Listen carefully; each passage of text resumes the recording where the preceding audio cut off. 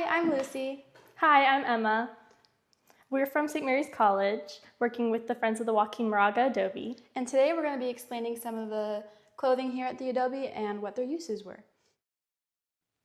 First, we're going to explain a little bit about the traditional formal clothing that men wore during the Californio times. As you can see, the man's outfit is extremely elaborate. Just looking at the jacket, there is a lot of embroidery work that would have taken hundreds of hours to do. All of this would have been done by hand. If we look at the pants, we'll see that the buttons were made from musket bullets. There was an obvious attention to detail. Everything about the man's outfit was done with a purpose, to show their wealth. So this brings us to the woman, who is often responsible for creating and maintaining this level of detail.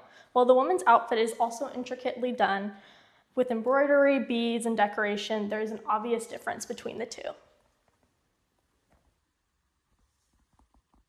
The man would be more like a peacock in this scenario. It's important to note that these are both reproductions of outfits, but to create them, real museum pieces of the time period were studied in order to make them as historically accurate as possible. Starting with the pieces that are most hidden on the figure, the camisa would usually be put on first. The camisa here has a gathered neckline with ruffles. They are gathered via strings or ribbons sewn in, as you can see here. On this fancier camisa, we also see ribbon and decoration on the sleeves. This would have allowed the size to be adjusted.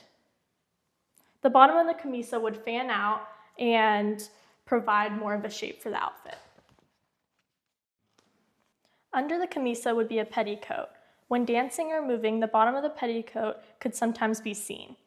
This example has a design to mimic lace or other decorations. The petticoat would usually be made of cotton or linen and would provide warmth and body underneath the clothing. The skirt would have been put over the camisa with the camisa tucked in. If we look at the skirt, we can see the intricate fabric and sewn-on beads.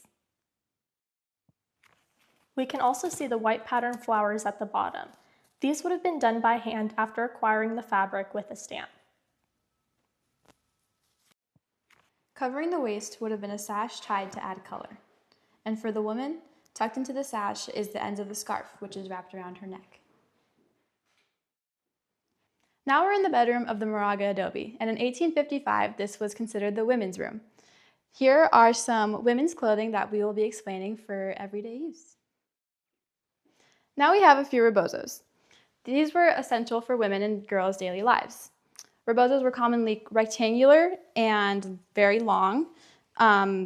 They were usually black or blue with stripes, and they were commonly made out of wool or linen or silk and other fabrics.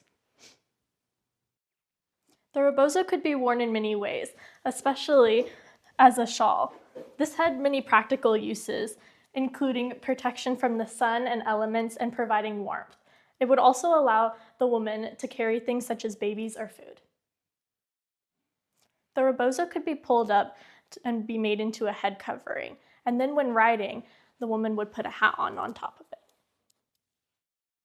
On special occasions, like church or fandango, the traditional rebozo would be replaced with a manton made of silk. Typically, they were embroidered and fringed. Here at the Adobe, we have one brown and one white. The white one would be worn by a bride for a wedding.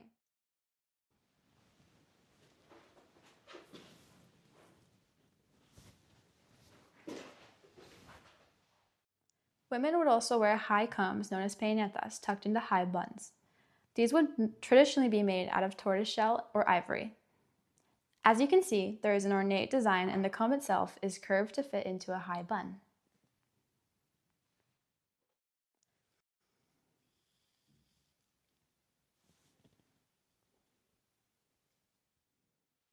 A lace mantilla, such as this, would be worn draped over the peineta and tucked into the high comb.